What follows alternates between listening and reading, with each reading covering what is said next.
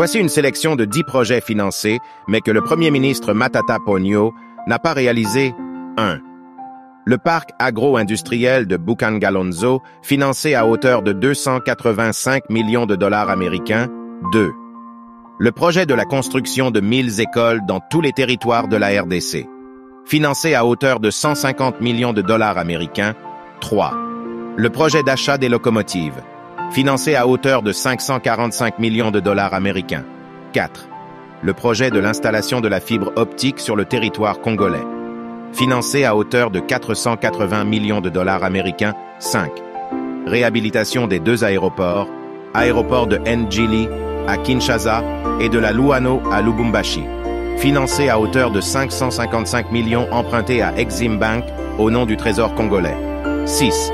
Le projet de révolution de la modernité, financé à hauteur de 2 milliards de dollars américains. 7. Le projet de construction des hôpitaux modernes, financé à hauteur de 354 millions de dollars américains. 8. Le projet de construction des stades modernes dans tous les territoires du Congo, financé à hauteur de 280 millions de dollars américains. 9. Le projet de construction et réhabilitation des universités et des centres professionnels, financé à hauteur de 350 millions de dollars américains. 10. Le projet de construction du barrage Katende, du barrage Inga, 3 et d'autres barrages, financé à hauteur de 685 millions de dollars américains. Le coût global de ces 10 projets équivaut à 5 milliards 684 millions de dollars américains. En dépit de tout ça, ce prédateur économique prétend être le maître de la bonne gouvernance. Et quand on lui demande de répondre devant la justice, l'homme qui a semé du maïs à Bukangalonzo pour récolter une université à Kindu veut nous faire croire que c'est un acharnement.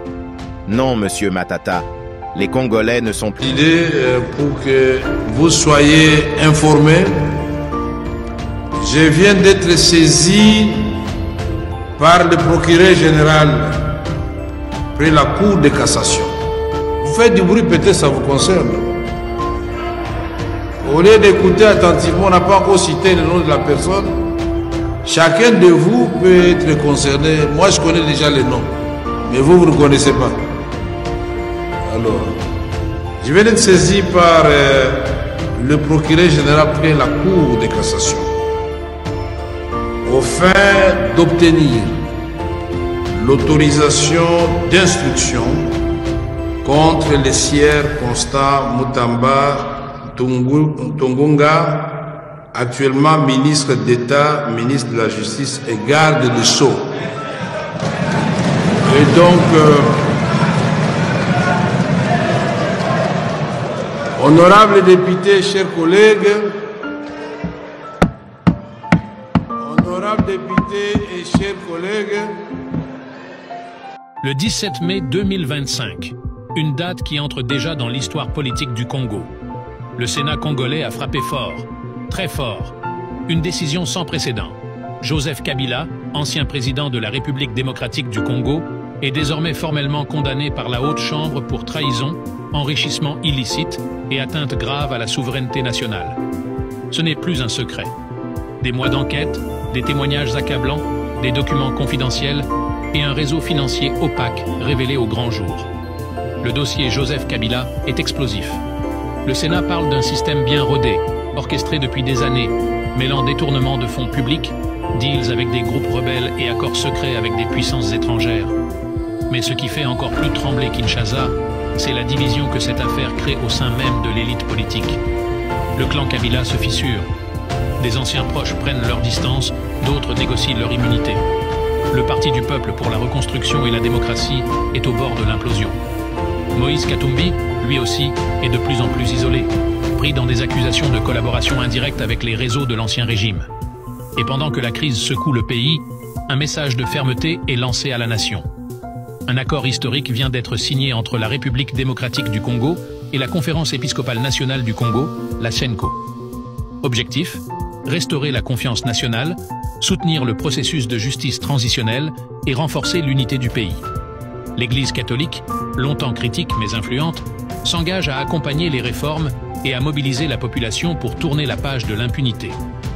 Dans son adresse solennelle à la nation, le président Félix Tshisekedi n'a pas mâché ses mots. Il a appelé à un sursaut républicain, à l'unité, à la justice, mais aussi à la vigilance. Il a promis que tous ceux qui ont trahi le peuple, quel qu'il soit, devront rendre des comptes. Le Congo ne sera plus jamais pris en otage par des mafias politiques, a-t-il déclaré dans un discours qui restera gravé dans les mémoires. À Washington, la diplomatie américaine a salué cette nouvelle ère. Pour la Maison-Blanche, l'accord entre la République démocratique du Congo et la CENCO est un signe fort que le pays est sur la voie de la transparence et de la stabilité. En coulisses, les États-Unis jouent un rôle stratégique. Ils soutiennent les enquêtes, protègent certains témoins clés et préparent une coopération sécuritaire accrue avec Kinshasa. La chute de Joseph Kabila, ce n'est pas seulement la fin d'un homme politique, c'est la fin d'un système. Le Congo veut écrire une nouvelle page. Une page douloureuse, mais nécessaire. Et cette fois, impossible de revenir en arrière. Dans les rues de Kinshasa, les réactions sont partagées. Certains célèbrent, d'autres redoutent des représailles ou des tensions. Mais un sentiment domine, celui que la justice commence enfin à s'imposer. Le dossier reste ouvert. De nouveaux noms pourraient tomber. Des réseaux entiers sont surveillés. Et la communauté internationale, longtemps silencieuse, suit désormais chaque mouvement avec attention. Alors que va-t-il se passer dans les prochains jours? Joseph Kabila sera-t-il arrêté? Exilé? Jugé publiquement? Le pays peut-il tenir sans replonger dans le chaos? Et quel rôle pour la jeunesse congolaise dans cette transition cruciale? Une chose est sûre, le Congo est à un tournant. Et ce tournant pourrait bien changer à jamais le destin de toute l'Afrique centrale. Affaire à suivre. Paul Moulamboué, bonjour. Bonjour. Vous étiez chargé de la sécurité à l'inspection générale de la police le 1er juin 2010, le jour où Floribert Chebeya a été tué. Vous étiez vous-même au bureau ce jour-là. Qu'est-ce que vous avez vu?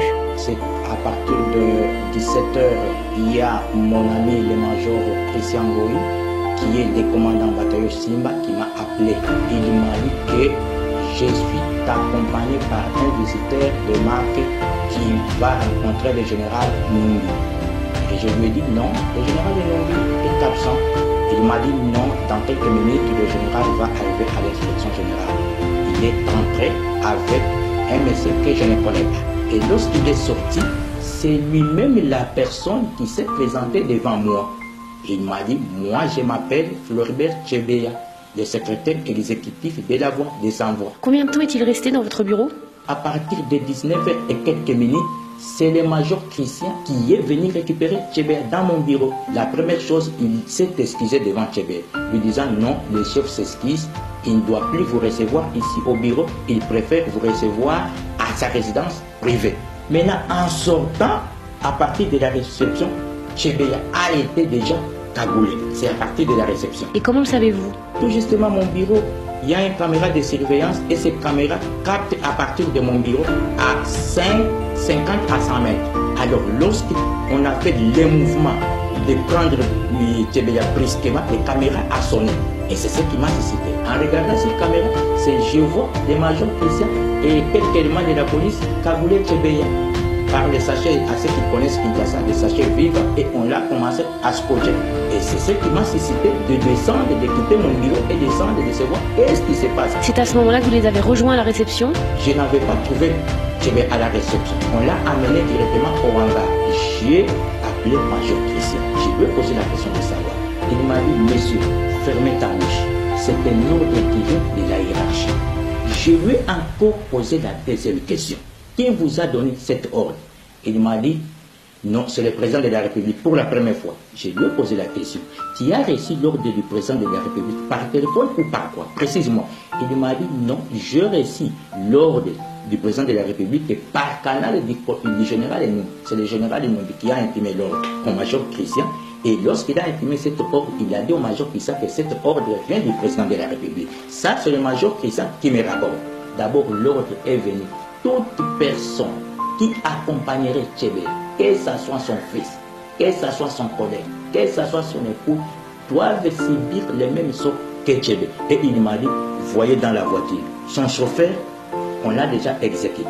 J'ai regardé la voiture, j'ai vu un corps sans vie. Et lorsque je parle avec le major Christian, les policiers sont en train déjà de continuer à étouffer Chebeya. Et quelle a été votre réaction? Moi, je suis un officier sans trop. Le major Christian, c'est l'officier avec trop. Donc, je rentre à mon bureau parce que je savais que les caméras étaient en train d'enregistrer. Je dois faire rapport à la hiérarchie. Vous voyez un assassinat se dérouler devant vos yeux. Pourquoi n'avez-vous pas tenté de le sauver? Non, en ce moment-là, qu'est-ce que je devrais faire? Moi, mon problème est de faire rapport au chef. D'abord, je suis le commandant sécurité. Ma question c'est que je vois l'événement et que le major Kissia a des policiers bien armés. À ce moment-là, je ne devrais pas faire autrement. Je devrais faire rapport au général ennemi. Après cette opération, c'était déjà à 20h. J'ai quitté le bureau à partir de 20h et quelques minutes et je suis arrivé à la maison à 20h et quelques minutes. Et c'est donc 2 jours après l'assassinat que Christian Goy s'est confié à vous. Avant des fouilles, il m'a appelé dans sa chambre parce que nous habitons dans la même maison. J'ai loué, j'ai trouvé en train de pleurer. Il m'a dit, ça me fait mal. Ça me fait mal parce que je viens d'avoir d'autres ordres auprès du général Enumbi de vous exécuter. Avant de fouiller, il faut exécuter ton ami. Je lui ai demandé, est-ce que le général Enumbi vous a dit les mobiles de cet assassinat, d'exécuter? Il m'a dit non. Chebeya est un témoin genou pour, il m'a dit pour 2 choses. 1, le massacre de Bundu Diakono. De 2, M. Chebeya avait enquêté le massacre de l'Équateur. Les gens qui ont fait cette opération, ce sont les éléments du bataillon dirigé par le major Christian. Et que ces bataillons recevaient les ordres directement du général Numbi. 10 jours après le meurtre, vous vous faites enlever. Là, lorsqu'on m'a arrêté, on m'a cagoulé. Et on m'a amené dans une destination inconnue. Maintenant, lorsque nous étions arrivés dans cette destination, on m'a fait ouvrir les cagoules. Et je me suis retrouvé que je suis dans la résidence privée d'un conseiller du général Numbi. Moi, ça m'était toi, tu es tu voudrais trahir le général Enumbi, bon, ça c'est le 11, jusqu'à le 13. Le 13, c'était un certain dimanche. Donc, après quelques minutes, à 14, on nous a amenés à manger. Je surveillais les mouvements des policiers. Et je suis sorti brusquement, j'ai escaladé le mur et je suis parti. Vous restez 9 mois caché à Kinshasa, puis vous décidez de vous rendre à la justice. Mais là, vous êtes à nouveau arrêté, emmené à Lubumbashi. Vous parvenez à vous évader à nouveau et cette fois à quitter le pays. Vous avez été condamné à mort par contumace pour assassinat, association de malfaiteurs. Pourquoi témoigner aujourd'hui? On m'a condamné illégalement. J'étais devant la justice. Et la justice devait me livrer. La justice a préféré me faire disparaître. Parce que je suis témoin gênant dans l'affaire Tchébé. C'est-à-dire quoi? Je suis témoin gênant pour le pouvoir de Kinshasa et pour le président de la République. Et pour même le général Enumbi. À ce moment-là, il n'y a pas moyen de retourner au pays. Paul Mouilamboué, je vous remercie.